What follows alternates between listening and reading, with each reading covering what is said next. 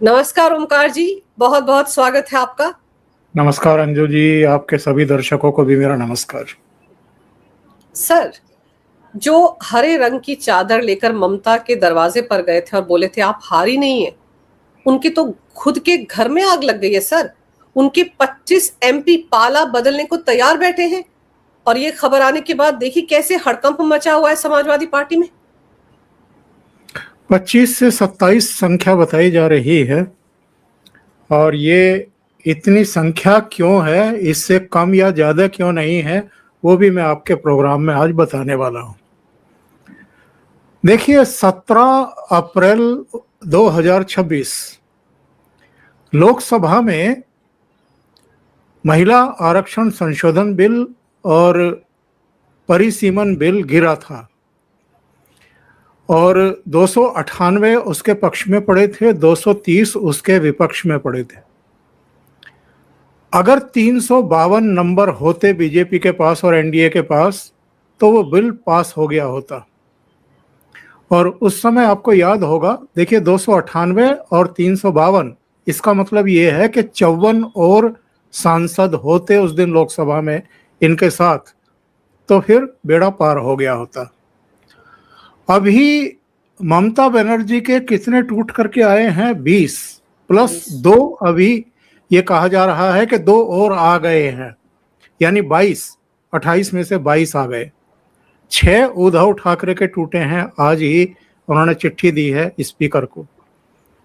तो 22 और 6 28। और अगर 25 से 27 समाजवादी पार्टी के टूट जाते हैं अंजू जी, तो ये संख्या 54 से 1 या 2 ज्यादा हो जाती है। तो आप एक तो ये सुनिश्चित मान लीजिए कि वो बिल गिरने के बाद अमित शाह का भी और नरेंद्र मोदी का भी जो बयान आया था वो ये आया था कि जो महिलाएं बहुत लंबे समय से इंसाफ की राह देख रही थी, बाट जोह रही थी, उनके अधिकारों को एक तरीके से कांग्रेस के नेतृत्व में विपक्षी पार्टियों ने कुचल दिया है। और उन्होंने कहा था कि हम इसे पारित कराएंगे और महिलाओं को उनके हक देंगे और कोशिश करेंगे कि 2029 में ही उनको 33% आरक्षण मिल जाए और परिसीमन भी 2011 की जनगणना के अनुसार तय हो जाए, सुनिश्चित हो जाए, यानी दोनों विधेयक पारित हो जाए। आपने बड़े गौर से एक देखा होगा काकोली घोष का बयान, स्टेटमेंट। उन्होंने कहा था कि महिला आरक्षण विधेयक को पारित कराने के लिए हम टीएमसी से अलग हुए हैं। अब ये कौन कौन सी पार्टियां टूट रही हैं अंजू जी, जरा इस पर भी गौर करिए। टीएमसी, जिसके 28 सांसद थे लोकसभा में, उद्धव ठाकरे की पार्टी, जिसके 9 मेंबर ऑफ पार्लियामेंट हैं, जिनमें से 6 आज टूट गए। शरद पवार की पार्टी, जिनके 8 मेंबर हैं, उनमें से देखिए कितने टूटते हैं। समाजवादी पार्टी अखिलेश की, उन्होंने विरोध किया था इसका और उस समय भी ये सवाल उठे थे कि चलो कांग्रेस का तो समझ में आता है कि दक्षिण भारत में वो कह सकती है कि सीटें कम हो जाएंगी परिसीमन से, लेकिन अखिलेश यादव को क्या प्रॉब्लम है? यहाँ तो 80 सीटें बढ़कर के 120 सीटें होने वाली हैं, तो ये क्यों विरोध कर रहे हैं इसका? केवल राहुल गांधी की हाँ में हाँ मिलाने के लिए या इंडी गठबंधन में बने रहने के लिए? तो इनको अब इस मामले में कितनी बड़ी कीमत चुकानी पड़ेगी ये आप देखिए। और केजरीवाल ने भी विरोध ही किया था, तो उनके राज्यसभा के 7 मेंबर ऑलरेडी टूट चुके हैं 24 अप्रैल को, 24 या 21 अप्रैल को। तो आप ये देखिए कि अगर चाणक्य ठान लें कि हमें ये सब करना है, तो वो किस तरीके से हो जाता है। और एक बात और ये नोट करने वाली बात है, इस बार भारतीय जनता पार्टी ने अपनी रणनीति में आमूलचूल बदलाव किया है। टीएमसी के 20-22 सांसद टूटे हैं, तो वो डायरेक्ट भारतीय जनता पार्टी में शामिल नहीं कराए गए हैं। उनको कहा गया कि त्रिपुरा की एक पार्टी है एनसीपीआई, उसकी सदस्यता ले लीजिए या उसमें अपने आप को विलित कर लीजिए। ठीक है, उद्धव ठाकरे के 6 सांसद टूटे हैं, तो उनको कहा गया कि भाई आप एक नाथ शिंदे की पार्टी में जाइए। आम आदमी पार्टी के राज्यसभा के सदस्य जरूर सशरीर सीधे सातों बीजेपी में शामिल किए गए हैं। तो अब आप देखिएगा, लोकसभा में भी 2/3 बहुमत हो जाएगा इनका, और राज्यसभा में भी 2/3 बहुमत होने वाला है। कल कुछ और सीटों की घोषणा होगी, नतीजों का ऐलान होगा राज्यसभा का। तो ये किस तरीके से चीजों को साधते हैं कि ठीक है, आपने एज ए पार्टी विरोध करके उस विधेयक को गिरा दिया, लेकिन आपके ही पार्टी के सांसद, चुने हुए सांसद, अब उसको पास कराने में भी हमारी मदद करेंगे, और वो किस रूप में करेंगे वो अब देश और दुनिया के सामने है।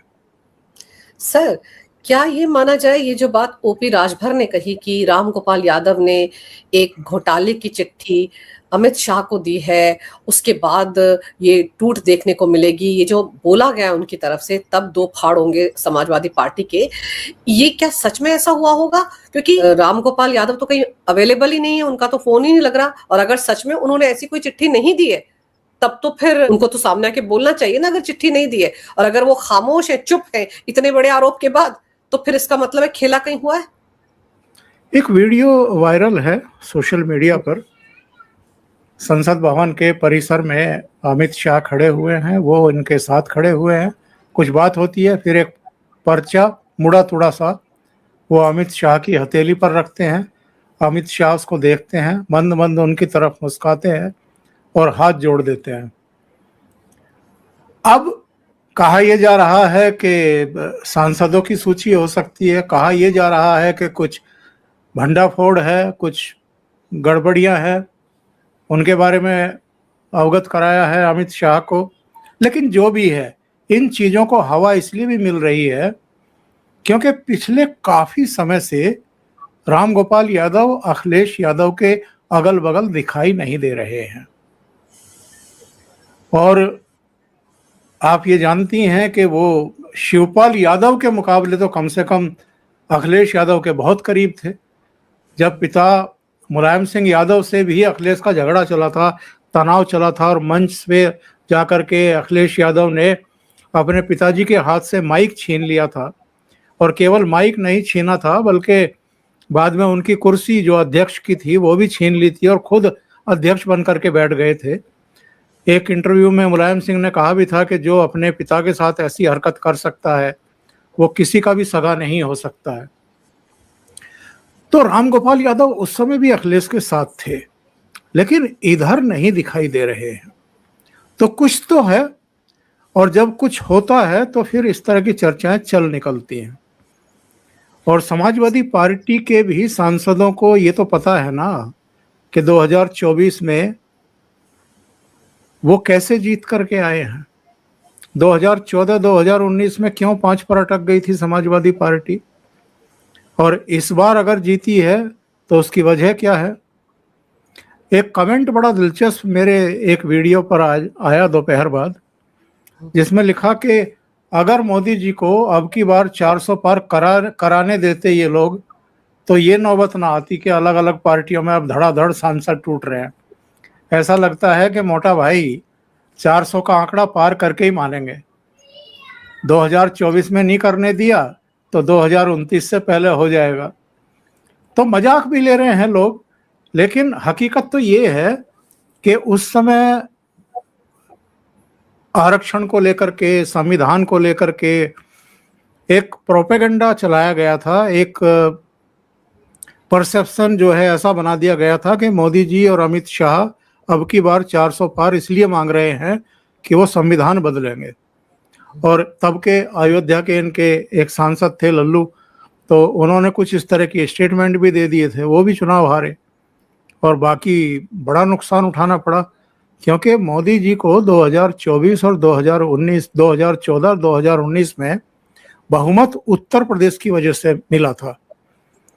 तब 70 से ज़्यादा सीटें इनको और एनडीए के सहयोगी दलों को मिला, और 2019 में भी 64 सीटें मिल गई थी। इस बार घट करके वो 33 रह गई बीजेपी की, तो बहुमत भी चला गया। उत्तर प्रदेश बीजेपी के लिए बेहद महत्वपूर्ण स्टेट है। योगी आदित्यनाथ वहाँ लगातार काम कर रहे हैं, मोदी जी भी लगातार काम कर रहे हैं।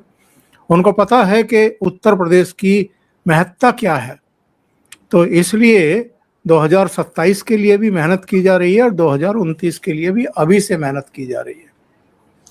सर, अखिलेश यादव ने बाकायदा प्रेस कॉन्फ्रेंस करके कहा कि देखिए बीजेपी क्या कर रही है, सारे विपक्ष की पार्टियों में तोड़फोड़ कर रही है और ये सब नहीं होना चाहिए, ये राजनीतिक नजरिए से ठीक नहीं है। लेकिन सर, यही अखिलेश थे ना जो कहा करते थे कि केशव प्रसाद मौर्य आ जाएं 100 विधायकों को लेकर तो मैं उनको सीएम बना दूंगा। ये तो खुद उनको सरेआम ऑफर देते थे। क्या ये तब बीजेपी को तोड़ने की बातें नहीं करते थे? और टूटेगा तो वही ना सर जो टूटने के लायक होगा, जो आने के लिए आतुर होगा। इसमें बीजेपी क्या करेगी? ये तो उद्धव ठाकरे की शिवसेना को भी समझना पड़ेगा और अखिलेश यादव को भी। देखिए, परिपक्वता होती तो इनके यहाँ तो प्रवक्ताओं की कोई कमी नहीं है, पूरी फौज लगा रखी है इन्होंने। अलग अलग चैनलों पर जाकर के इनके प्रवक्ता बैठते ही रहते हैं, बोलते ही रहते हैं। तो ये सब जो आया था इसका भी वो किसी प्रवक्ता के जरिए जवाब दिलवा सकते थे, प्रेस कॉन्फ्रेंस करवा सकते थे।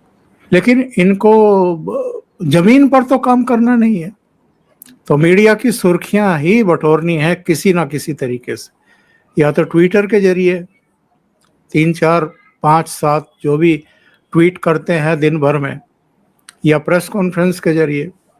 कभी आपने सुना है कि वो उन्नाव में गए किसी प्रोग्राम में, या कानपुर में गए? चलो कानपुर तो फिर भी बड़ा शहर है, और बस्ती में या आपका जो झांसी है या जो दूसरे अपेक्षाकृत कम छोटे शहर हैं या कस्बे हैं, वहाँ पसीना बहाते हुए देखे गए हों अखिलेश यादव? कभी नहीं। तो वो सिर्फ सोशल मीडिया पर राहुल गांधी की तरह राजनीति कर रहे हैं और सपने देख रहे हैं फिर से मुख्यमंत्री बनने के, या जैसे राहुल गांधी कह रहे हैं कि 2029 तो हमारा है। ये उठते बैठते जागते सोते प्रधानमंत्री बनने के सपने देखते हैं, क्योंकि उनको लगता है कि 3 बन गए हैं हमारे खानदान से तो चौथा भी बन सकता है। ऐसा ही इनकी मम्मी सोचती है। तो ये लोग जितने वंशवादी चेहरे हैं जो राजनीतिक विरासत संभाल नहीं पाए हैं, संभाल नहीं पा रहे हैं अभी भी, इनका जो थॉट प्रोसेस है वो मुझे लगता है कि इनमें से अधिकांश तो विदेश के पढ़े हुए हैं। तो भारत की जो जमीनी सच्चाई है, जो स्थितियां परिस्थितियां हैं और आम आदमी का जो जीवन है, उससे ये परिचित ही नहीं है। चांदी की चम्मच लेकर के मुंह में पैदा हुए हैं, चांदी की ही थाली में और कटोरी में खाते पीते हैं, और वैसा ही इनकी सोच हो गई है। इनको एक्चुअल में बेसिकली यही पता नहीं है अंजू जी कि भारतीय जनता पार्टी की कामयाबी का रहस्य क्या है। और रहस्य कोई ऐसा नहीं है कि छिपा दबा छिपा है। सबको पता है कि टॉप टू बॉटम बीजेपी के कार्यकर्ता और नेता दिन रात कितनी मेहनत करते हैं। एक राज्य में कामयाबी मिलती नहीं है, दूसरे राज्य में इनकी टीमें पहुंच जाती हैं, इंक्लूडिंग आरएसएस। अब बंगाल निपटा है तो आप जांच करा लीजिए, तहकीकात करा लीजिए। उत्तर प्रदेश, उत्तराखंड, पंजाब, गोवा, मणिपुर, वहाँ आरएसएस की टीमें लग गई हैं। बीजेपी की भी लीडरशिप की जिम्मेदारियां सौंप दी गई हैं कि भाई आपको ये करना है, आपको उन क्षेत्रों को देखना है, आपको वहाँ देखना है, ये कमी बेसी है आपको ये पूरी करनी है, फला क्षेत्र में ये कमजोरी थी पिछली बार, वहाँ जाकर के देखिए कि जो फला पार्टी में फला बंदा है उसका वहाँ अच्छा प्रभाव है, उसको लेकर के आइए। तो ऐसे बीजेपी चुनाव जीतती है।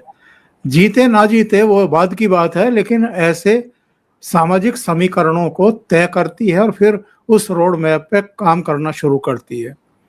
ये लोग क्या करते हैं, तो इसलिए ये इनकी पार्टियां इसलिए भी टूट रही हैं, जिसके बारे में शायद ये गंभीर आत्मचिंतन नहीं करेंगे, मंथन नहीं करेंगे। सांसदों को भी ये लगता है कि 2024 का इलेक्शन तो पता नहीं किस वजह से हम जीत गए, पर वास्तविकता वही है जो 2014 और 2019 की थी। तो 2029 में भी वैसा ही होगा जैसा 2014 और 19 में था, 2024 जैसा नहीं होगा। इसलिए सब अपना मुस्तकबिल, अपना भविष्य ठीक करने में लगे हुए हैं, और इन सबको पता है कि यहाँ इनसिक्योरिटी है और वहाँ सुरक्षा का भाव है। लेकिन भारतीय जनता पार्टी, जैसा मैंने कहा, कि इस बार बहुत सोच समझ करके पत्ते फेंट रही है। वो कोई लायबिलिटी लेना नहीं चाहती दूसरे दलों से आए हुए सांसदों की भी, क्योंकि उनके अपने कार्यकर्ता तैयार हैं चुनाव लड़ने के लिए। आप कहीं से बाहर से आने वाले को अगर टिकट देंगे तो आपके कार्यकर्ताओं का हक मारा जाता है, इससे फ्रस्ट्रेशन, असंतोष पैदा होता है, लोग निरुत्साहित होते हैं। तो ऐसा वो नहीं करना चाहती, तो इसलिए एक बाईपास निकाला गया है कि आइए, लेकिन हम बता रहे हैं आपको कहाँ की सदस्यता लेनी है, उस दल में शामिल हो जाइए और संसद में एनडीए का सहयोग करिए। सर, संजय राउत बड़े गालियां दे रहे थे अपनी प्रेस कॉन्फ्रेंस में, बड़े बौखलाए घूम रहे थे कि सबने कस्में खाई थी एक दिन पहले और देखिए कैसे चले गए, उनको 15-15 करोड़ रुपए मिले हैं। सर, बाकी पार्टियों में तो पुत्र प्रेम या भतीजा प्रेम जो है उसके चलते पार्टियां डूबी, लेकिन ये उद्धव ठाकरे की या शिवसेना जो थी ओरिजिनल, वो तो संजय राउत ने डुबोई है। उस वक्त भी जब 40 विधायक अलग हुए थे सर, जब शिंदे गुट अलग हुआ था, उस वक्त भी सबसे ज्यादा गालियां देने वाला यही शख्स था, और आज की तारीख में भी गालियां यही निकाल रहे हैं। तो उद्धव ठाकरे को कब समझ में आएगा कि सबसे बड़े उनके लिए आफत यही है? देखिए, संजय निरुपम ने इनके बारे में जो व्याख्या की है, परिभाषा दी है कि ये क्या है, उसको ऑन एयर हम दोहरा नहीं सकते। और यहाँ तो होस्ट ही महिला है, तो उनके सामने तो बिल्कुल भी नहीं दोहरा सकते। लेकिन दर्शक अगर संजय निरुपम का संजय राउत के बारे में जो बयान है वो सुनना चाहें तो यूट्यूब पर या फेसबुक या ट्विटर पर जाएं और सर्च करें तो वो बयान मिल जाएगा। तो जो संजय निरुपम ने इनके बारे में कहा है, बस समझ लीजिए कि मैं भी वही कह रहा हूँ, बस बोल नहीं रहा। तो इनके बारे में क्या ही कहा जाए, पूरी पार्टी को कहते हैं कि डुबो दिया, खलास कर दिया।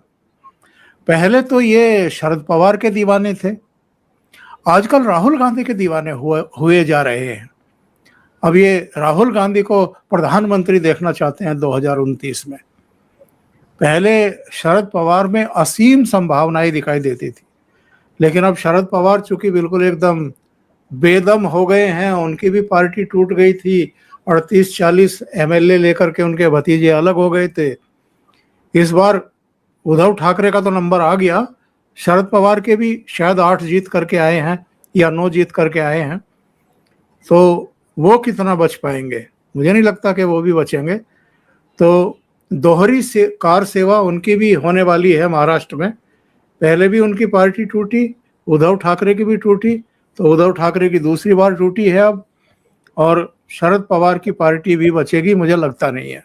अगर समझदारी का कोई पुट होता तो जिस भाषा का इस्तेमाल करते हैं, जिस तरह अपने ही सहयोगियों को, साथियों को गालियां निकालते हैं, और वो भी बहुत गंदी जबान में, इन चीजों को देखिए भारतीय जनमानस, भारतीय मतदाता एक्सेप्ट नहीं करता है। एक समय को आपका भ्रष्टाचार, आपका कदाचार, वो सब सहन हो सकते हैं, लेकिन किसी पॉलिटिकल पार्टी का या नेता का या प्रवक्ता का जो एरोगेंस है, जो घमंड है, अहंकार है, उसको लोग बर्दाश्त नहीं करते हैं, और इसकी कीमत आपको बहुत बड़ी चुकानी पड़ती है। वही तो उद्धव ठाकरे के साथ हुआ है। पहले पार्टी छीनी, सिंबल छीना, मुख्यमंत्री की कुर्सी छीनी, किसी तरीके से पैरों पर खड़े होने की कोशिश की। लोकसभा चुनाव में थोड़ा सा बल मिला, कारण अलग अलग थे, जैसे यूपी में वैसे ही महाराष्ट्र में भी, वैसे ही पश्चिम बंगाल में, राजस्थान में, हरियाणा में भारतीय जनता पार्टी को कुछ शक्ति उसकी क्षीण हुई। लेकिन विधानसभा चुनाव में क्या हुआ, सबसे बड़ा दल इंडी अलायंस में या एमवीए में उद्धव ठाकरे ही थे। 20 बिल्कुल। विधानसभा सीटें आई थी, जिनमें से 10 तो अकेले मुंबई की ही थी, 10 पूरे महाराष्ट्र की थी। बाकी तो शरद पवार भी मेरे विचार से 8-10 सीटों पर सिमट गए थे। कांग्रेस की भी शायद 13 या 16 ही आई थी, 13 ही आई थी। अपनी दुर्दशा के लिए और अपनी स्थितियों के लिए, परिस्थितियों के लिए खुद ही जिम्मेदार हैं, क्योंकि इनको राजनीतिक समझ भी नहीं है। और राजनीति में जो गरिमा और मर्यादाएं होनी चाहिए, जो वर्जनाएं होनी चाहिए, कब कितना बोलना है और कब चुप रहना है, किन मुद्दों पर चुप रहना है, उसका भी इनको पता नहीं है। पर सर, ये जो एरोगेंस है और घमंड है, यही तो ममता बनर्जी को ले डूबा ना। ममता बनर्जी अब सड़कों पर हॉकर्स के हकों की लड़ाई के लिए उतरी हुई थी, धरना प्रदर्शन दे रही थी। पहले ख्याल कर लेती तो क्या जनता उनसे नाराज होती? उनके भतीजे का जो एरोगेंस था वही तो ममता को भारी पड़ा। यहाँ पर तो भतीजा प्रेम था। भतीजा तो चक्कर काट रहा है ना, कभी सीआईडी के कभी ईडी के। ममता का भी नंबर लगने वाला है।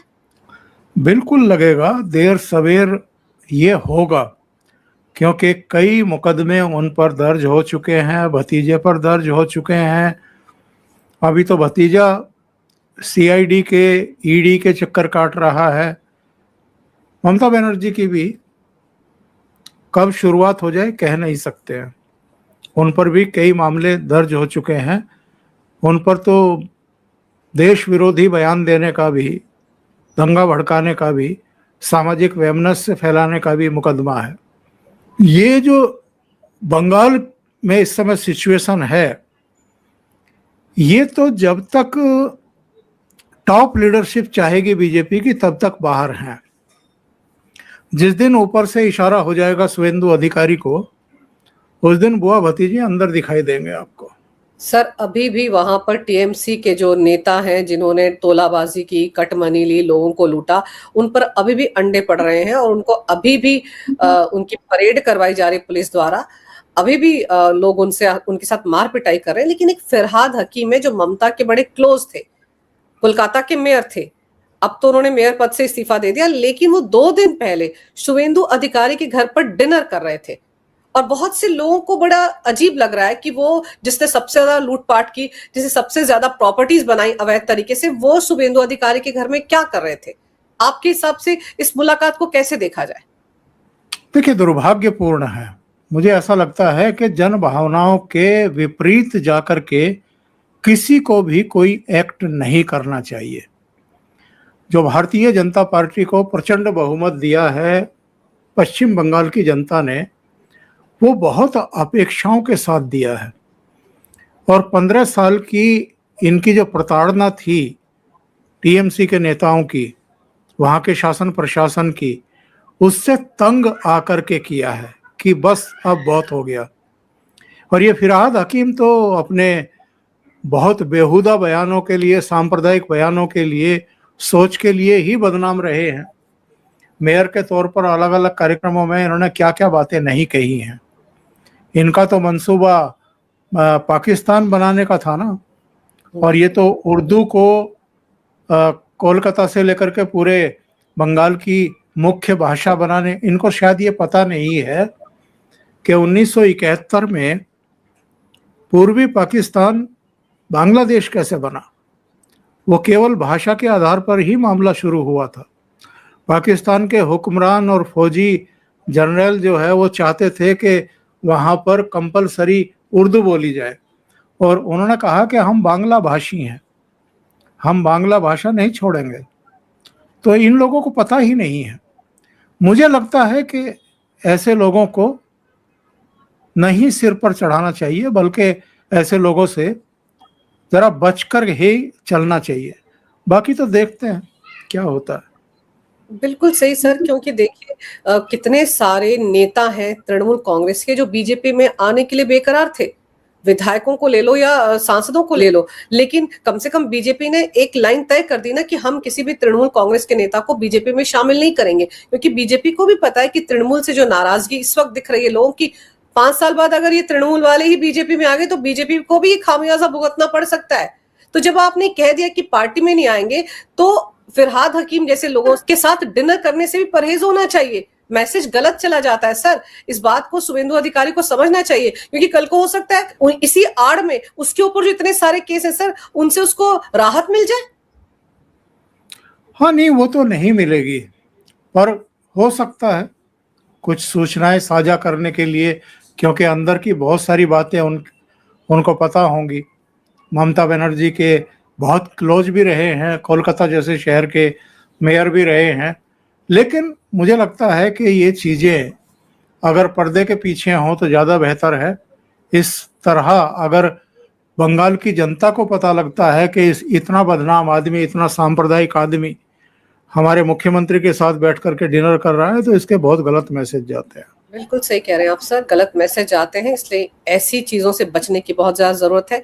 लेकिन फिलहाल तो घर में आग लग गई है सर। अखिलेश यादव के वो जो उनकी साइकिल है सर, उसके दोनों टायर पंक्चर होते दिख रहे हैं मुझको, और हैंडल भी यहाँ वहाँ गिरता हुआ दिख रहा है। तो फिलहाल तो उनको अपना घर संभालने की जरूरत है।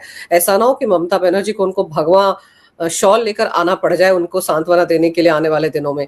देखते हैं किस करवट ऊंट बैठता है। लेकिन आपने समय निकाला, इन विषयों पर बहुत ही अहम जानकारी मेरे दर्शकों को दी। आपका बहुत बहुत धन्यवाद।